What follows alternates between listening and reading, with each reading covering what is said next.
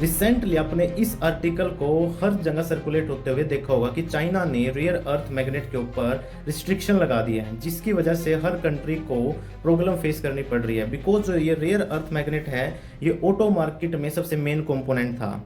और यहाँ तक कि जो इंडिया है वो 2024 में 400 टन इंपोर्ट कर चुका था और एस्टिमेट है कि 2025 में ये 700 टन इंपोर्ट करेगा। यहाँ तक कि जैसे ही चाइना ने रिस्ट्रिक्शन लगाई, यूरोप यूनियन के जो ऑटो सप्लायर हैं उन्होंने अपने प्लांट बंद कर दिए, बिकॉज चाइना ने ब्लॉक कर दिया है इस रेयर अर्थ फ्लो को। यहाँ तक कि एक ऐसा डाटा भी है कि जो जापान में मारुति सुजुकी है ना, उसके भी प्लांट बंद हो चुके हैं और इंडिया के अंदर भी इसकी चिंता बढ़ चुकी है।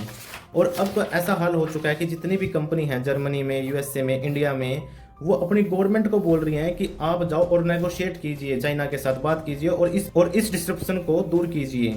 लेकिन सबसे बड़ा सवाल तो यही है कि जब हर कंट्री के पास ये रिजर्व है रेयर अर्थ मेटल का, तो ओनली चाइना ही इसके अंदर मोनोपोली कैसे बना के बैठा है। आइए हम इस बात को ब्रेक डाउन करते हैं। देखिए, पहला पॉइंट यही है कि जो ये रेयर अर्थ मेटल्स हैं, इनको जो सेपरेशन, जो प्रोसेसिंग का जो मेन काम होता है ना, उसके लिए जो रिक्वायरमेंट होती है, एक तो हाई लेवल की टेक्नोलॉजी की रिक्वायरमेंट है और हाई लेवल की इन्वेस्टमेंट और उस टाइप के इंजीनियर जो कि चाइना में ही है, अदर कंट्री में नहीं है, लेकिन है तो कम है। और ये कम क्यों है, ये डिफरेंस क्यों है? क्योंकि चाइना बहुत टाइम पहले ही इस चीज में इन्वेस्ट करता आ रहा है।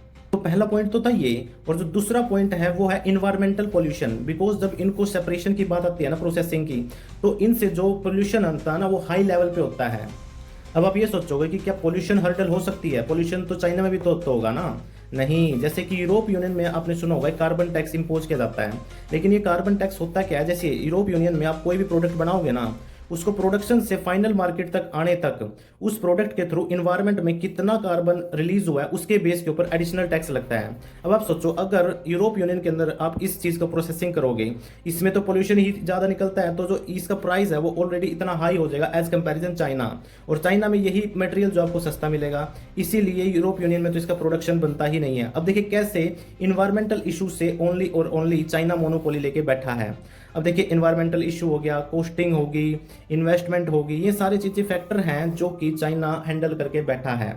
तो गाइस, ये था इस आर्टिकल का पूरा कोर कंसेप्ट। मिलते हैं नेक्स्ट आर्टिकल के साथ विद इट्स कोर कंसेप्ट।